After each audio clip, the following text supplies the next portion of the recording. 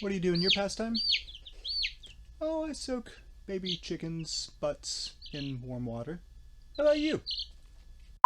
The baby chicks are a little over a week old now, and they're starting to feather out. They're starting to flap around and fly around a little bit. And a day or two ago, I discovered a little bit of some poopy butt or pasty butt issue.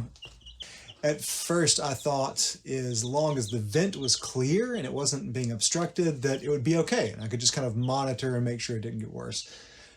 After doing a little bit more reading around, I decided this is probably something I need to address so that it doesn't turn into a larger issue.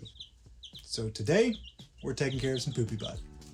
Let me just say from the get-go that this is going to be a relatively short video. Most of the other videos that I looked at that talked about taking care of poopy butt were just too long.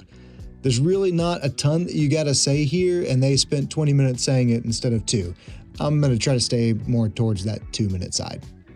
At first, I tried the most popular method that I had seen, which was simply just to take a rag, dip it in some hot water, put it on the chick's bottom, let it soak for a couple seconds, and then just wipe away. Just wipe away. Just keep on wiping. Yeah, I figured out that didn't work for me. I don't know, maybe that works for some people, but for me, the poop was just too hard. It just wasn't happening. So that's when I decided to soak their little rear end in the warm water instead of just trying to wipe it away. This worked much better. You're also going to notice that I pretty quickly abandoned the use of the rag. I am glad that I had gloves on. I mean, maybe some of you are more hardcore than I am and don't mind digging at the chicken poop with your fingers and getting it under your fingernails, and that's cool. Hey, go for it. Glad that I had the glove on, because what I ended up doing is just kind of like gently kind of pinching off little bits of it at a time.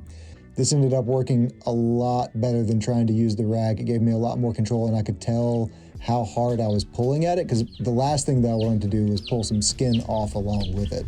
Hey! Got it, finally. Goodness gracious. Alright, who's next? I had several chicks that had this, and this is a pretty common issue, so don't be afraid that you're doing something wrong just because you have this. Simply the stress of shipping can cause this. In hindsight, if I had used some oil, this might have gone a little bit faster and might have worked a little bit better, and I might not have had to soak their rear ends in water as long. I don't really know, but that's definitely something that I'll try next time. Look, at the end of the day, what you're trying to do is loosen it up and remove it with the least trauma and the least harm to the chick as possible.